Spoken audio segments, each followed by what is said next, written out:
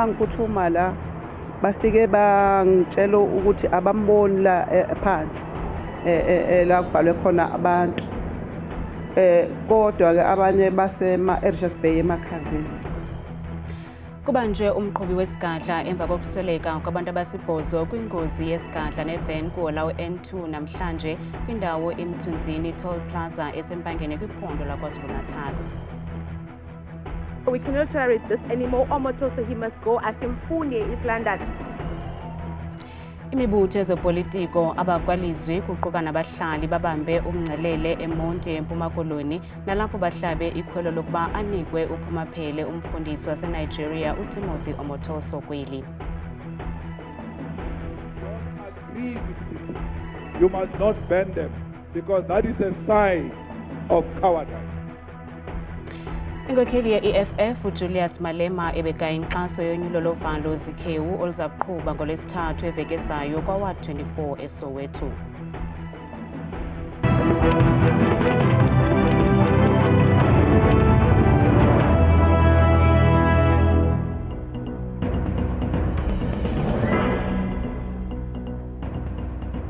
Sinamukele kwindaba zethu andambe ndodwa andamba nophumza sikhumba noyitoliki yolwimi lwezandla Bhotani Mzontsondo. Linani elivisayo labantu abamhlophe abantetho isisibhulu abathabathe isigqibo sokulityeshela ilizwe loMzantsi Afrika baye kuqala ubomi kwilizwe laseMelika okukulandela isibhengezo sikamongameli waseMelika uDonald Trump sokuba bonke abantu abamhlophe abantetho isisibhulu abaziva bengonelisekanga impatho yeli loMzantsi Afrika banekhaya kwilizwe lakhe njengeembacu ezisemthethweni ukusukela kwiveki ezayo. Ngokuhlwa nje iqela lokuqala lingxange kwisikhululo senqwelomoya e-OR Tambo International yaye lithi kudala lilindele elithuba. Kanti ngoku siqhagamshelana nentatheli yethu uZola Sholwana nokwisikhululo senqwelomoya i-OR Tambo. Zola, masikubulise sikwamkele. Khawusixelele ngokuqhubekayo kwesi sikhululo kukhangeleka ngathi ikhwelo likaTrump lamkelwe ngabanye abamhlophe nabantetho isisibhulu. Dipotise kuwe Lisa kunye nababukeli ekhaya. Injalo sibabonile abantu abangamashumi amane nethoba begaleleke kwesi sikhululo se-OR Tambo International Airport besingele kweli laseMelika. Osixelelwe i-Department of Transport bathi ngexesha lentsimbi yesibhozo sizawubona ke isikhululo se-ComAir sihamba sisiya eWashington apho abo bantu bazawuya khona. Ungakhumbula ke Lisa into yobana umongameli uDonald Trump uye wahlaba isibhengezo esitsho kumongameli waseMzantsi Afrika esithi abantu abamhlophe abathetha ilwimi lesibhulu abaphathekanga kakuhle apha eMzantsi Afrika nanjengoko ke eye wabanika i-permit sithi xa sizibiza i-permit esiye sithi xa sizibiza zilantu i-permit esiyesithi xa sizibiza ke Lisa i-permit yokuba umuntu abe phayana temporary. Xa sithetha ngento ye-citizenship okwangoku asikakayazi loo nto kodwa ke siyayazi into yobana ngentsimbi yesibhozo bazobe bebhekise eMelika. Ingaba Zola ukhe wathetha nabanye abalifulathelayo eli ngaba baziva njani?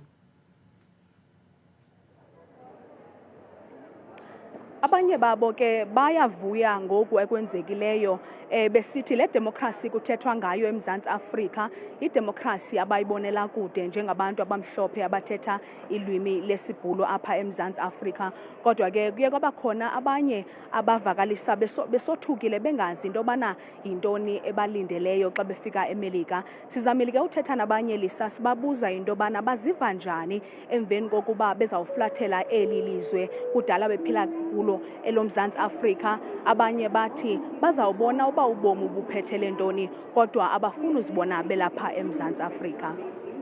Sibambe ngazo zozibini lowo nguZola Sholwana noyintatheli yethu kweli jelo lendaba. Basibhozo abantu abasutywe kukufa kwingozi yesigadla nevan kuWolawe N2 emva nje kwemthunzini Toll Plaza empangeni kwiphondo laKwaZulu-Natal ngethuba lamalungu ebandla lase-ZCC egaxeleka kule ngozi ebesingise edukuduku nasemtubatuba. Ojongene nezothutho kwiphondo laKwaZulu-Natal uSiboniso Duma uthi sele ubanjiwe umqhubi ebeqhuba isigadla nesingquzulene nesithuthi esiluhlobo lweHyundai H1 nebesikhwele amalungu angama-24 ebandla lase-ZCC. In an N2 in a very open and visible road, this accident occurred. At this point in time, we could just confirm that yes, 8, you might have heard probably contradicting numbers, 9 or 8. It's because it was still a live scene and our team are still in hospitals. Others are been deployed and dispatched to mortuaries just to identify those bodies. So I think we are still at that point in time, and the driver who was driving the tow truck has been arrested. Ukanti bane abantu abangxolexheke ngokumasikizi kule ngozi ze abalishumi babalekiselwa kwisibhedlele saseNgwelezana. Mina umuntu ebehleli phambili no drive obonile kwenzeka. Besilandela i-truck eyi breakdown. Sihamba nabazalwane sina silayishile emontweni iHyundai. Ngizwe nje kuqhuma nami. Saxakeka no driver kwenzakalana. Ngamtshela kusemfisa uma kancane eceleni. Ngitshela isiqhonyelwa yisondo. Mesibuka akukho khinopho, akukho mzalwana, akukho umuntu. Hayi sixwaye ngehle eqala mina emontweni. Ngihambe ngicinga manje sengiyabutha yebo kwenzakaleni. Yabafica abantu bathula, abanye bayakhala. Zama ukubasiza omunye cela ungibathise ngimthathele ijacket ngimbazi ngithi ngiyadlula ethule. Udade wethu lo hambile kwafona indodakazi wakhe wathi ma awuphuthume esibhedlela bese emsebenzini ngasesikhathi. Uma ngiphuthuma la bafike bangitshela ukuthi abamboni la phansi la kubhalwe khona abantu kodwa ke abanye basema-Richards Bay emakhazeni kube yilokho ke nje. Ukanti sisekabani sale ngozi asikaziwa. Kubhubhe abantu ababini emva kokuqhambuka komlilo kwikhaya labo ngentseni yanamhlanje eChartsworth kumazantsi eTheku. Amagosa athi afike le ndlu isavutha kwindawo yeqhwayelo kodwa abacima imlilo baye bakwazi ukuwucima lo mlilo ukuze bakwazi ukungena ngaphakathi. Xa bengena ngaphakathi ngelishwa baye bafumana le mizimba mibini nekholelwa ukuba ngabantu ebebelele ngethuba kuqhambuka lo mlilo. Ukuza kuthi kangoku akwaziwa ukuba lo mlilo uqale njani. Inkokheli zakwalizwi, amaqela ezopolitiko kunye nabahlali zibamba umngcelelo ochasene nomvangelo enzalelwane yaseNigeria uTimothy Omotoso eMonti eMpuma Koloni zimemelela ekubeni agxothwe kweli. Umfundisi Omotoso ubanjwe izolo eMdantsane ngezityholo zokuphula imithetho yokungena kweli kanti kulindeleke ukuba avele enkundleni ngomso. Umbutho i-ANC Youth League eMpuma Koloni kwakunye nabahlali baseMonti bamemelele kurhulumente ukuba aliphathe ngobunono ityala likaTimothy Omotoso kwaye aqinisekise ukuba uthothoze entolongweni emva kokubanjwa kwakhe ngokwaphula imithetho yokufudukela kwelinye ilizwe. We welcome that and we hope that the state handles with care the case to ensure that Timothy Omotoso is incarcerated and he serves quite of a time within the confines of the state. Some of the recommendations is for justice to move Omotoso from our country. We really don't need such leaders. This is not only about us, but this generation, abantwana bethu, inyembezi esiziboneleyo, all that is on that petition to say justice at least ngoku mabazame ukunyusa ikawusi zabo. Silapha ngenhlungu enkulu kakhulu apha kubantwana bethu.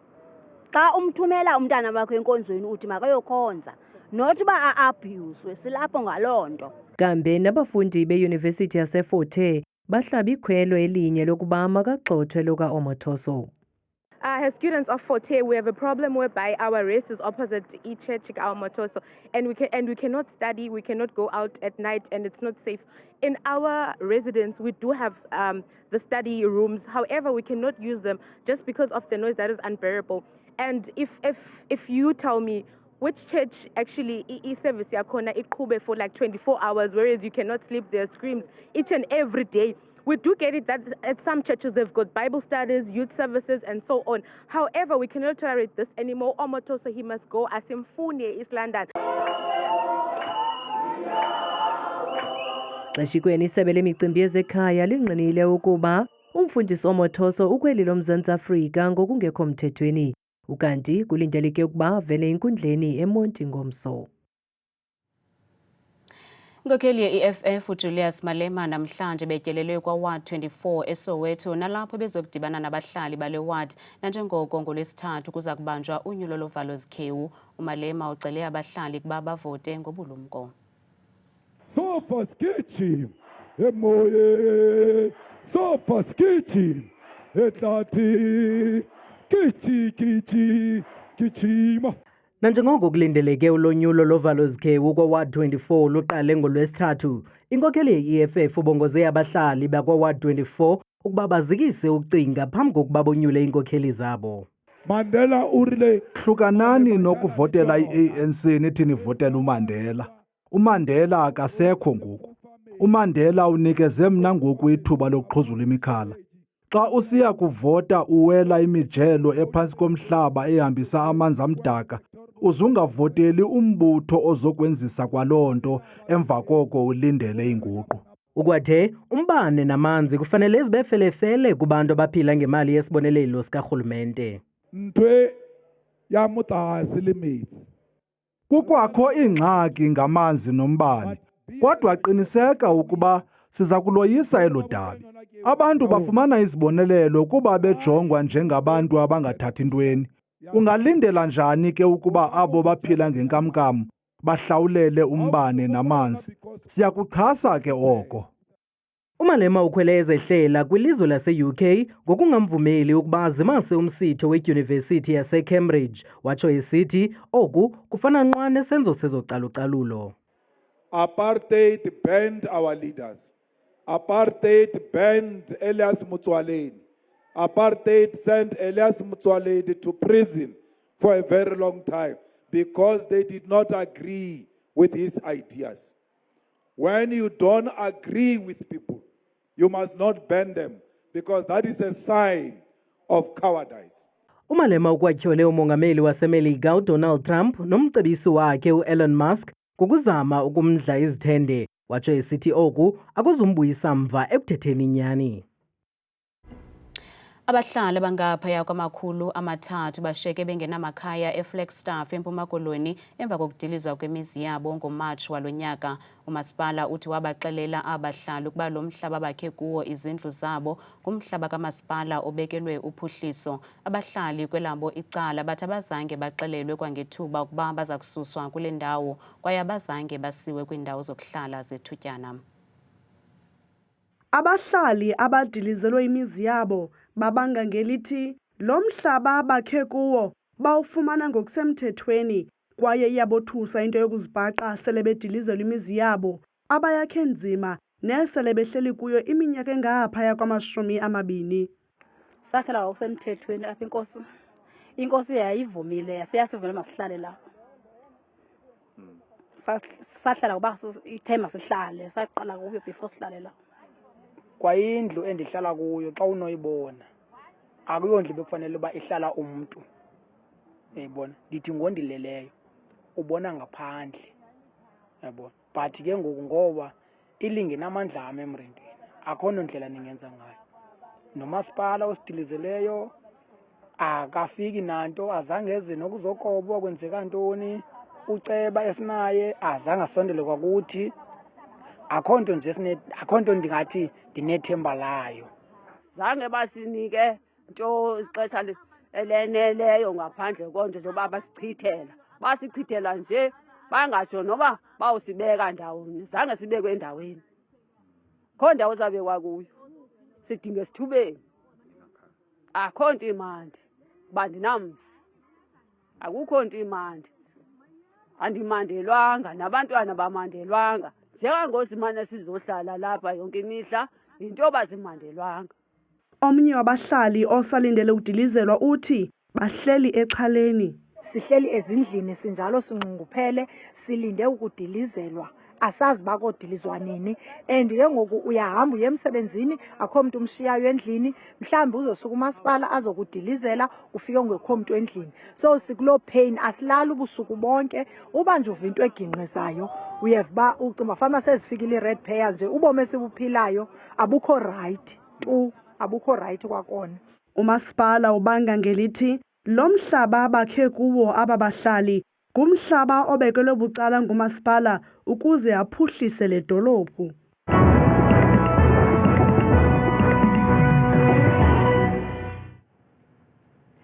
Kakhulu ke Qwathikazi nomamzango kwideska yendaba ndiyabulisa nawe mbukeli wam ozinzileyo apha ekhaya ndikwamkele kaloku kwidesika yam yeMozulu mna ke ngegama ndikuthabile inzwakazi yasebathenjini mvanje bethuna nantsi kaloku iMozulu.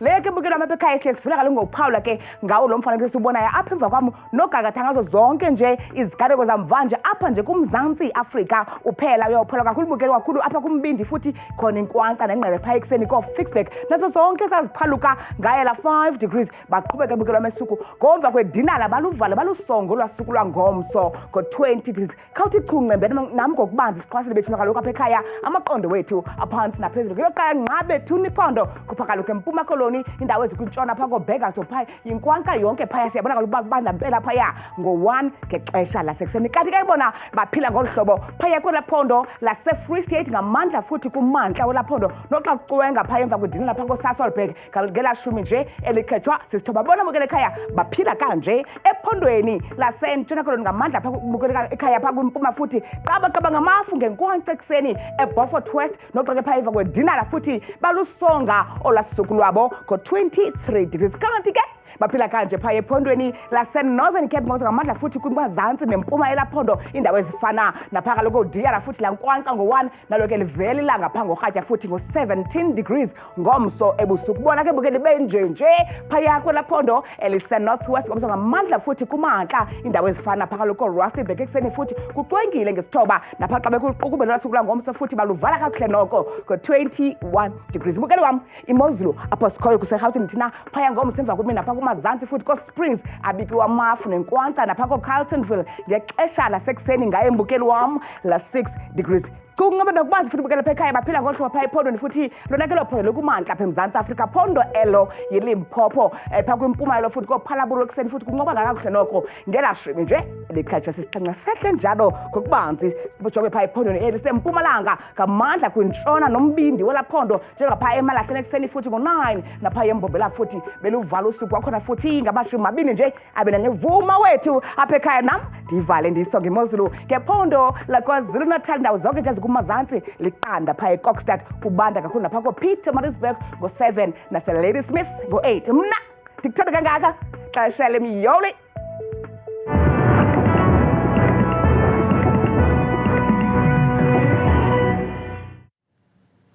Kanti kokugqibela njengoko ilusuku lomama namhlanje siqwalasela indlela aboyise ngayo ubunzima noxanduva lokuba ngumama kumaxesha akutshanje. Umhlelo yintloko kuphando lwezemfundo ngenguqu kwezentlalo kwidyunivesithi yaseNelson Mandela. uNjingalwazi Mathabo Makhawu noNolwandle Rhadebe Mthembu bathi ukuba ngumama yimbuyekezo hayi kusapho olusondeleyo kuphela kodwa kuluntu ngokubanzi. Kamnandi mawethu. Inkokheli yoluntu nekwangunozala unkosikazi uNolwandle Rhadebe Mthembu nowaswelekelwa ngumama enenyanga ezili-18 kuphela ubudala uthi ukukhula nabahlobo abebenomama kokuhlala kusisikhumbuzo esibuhlungu sothando angazange afumane ithuba lokulifumana. I think I realized at a later stage that I was so angry because of that, you know. Obviously then thank God for therapy, and I mean, at some point we need to heal. You know, the wound doesn't completely heal, but it stops bleeding. uNjingalwazi Makhawu uthi umsebenzi wakhe wobufundisi ntsapho bomnike ithuba lokuba sisikhukhukazi kubantwana abaninzi abohlukeneyo kweli. I think my profession has given me a chance to share the mothering aptitude that I have with more other children that wouldn't have had a chance to feel the connection with an older person, a mother, someone to care for them. So I believe that having my own child and then enjoying being a parent also to so many more children is a wonderful gift. And I always thank God for giving me a chance. Ngelixa ikhefu lokuya kubeleka liyinkxaso eyimfuneko koomama abatsha, ngamanye amaxesha linokudala imingeni kwimisebenzi yabasetyhini. We are mothers, we get pregnant, we take maternity leave. That's part of who we are as women. It's not because we are lazy or we want to be treated differently. That's one of our capabilities that needs to be celebrated, because without that, the world would be totally different and it would be empty of all the love that we are sharing. Abasetyhini abaninzi bathi isengumqobo ukulungelelanisa uxanduva lokuba ngabazali nanjengoko benoxanduva olukhulu kwindawo abaphangela kuzo. Half the time I'm not at home. I have to travel. So I'm sort of like raising my kids virtually, if there's such a thing, you know. You constantly need to keep in check, you know. I've got a teenager who's soon to be 18, and you can imagine they go through a lot of things. So how do I even reach out to her? Because at some point you even feel like you've lost them. Kubo bonke onozala senenqwenelela usuku oluhle nolugcwele imfudumalo.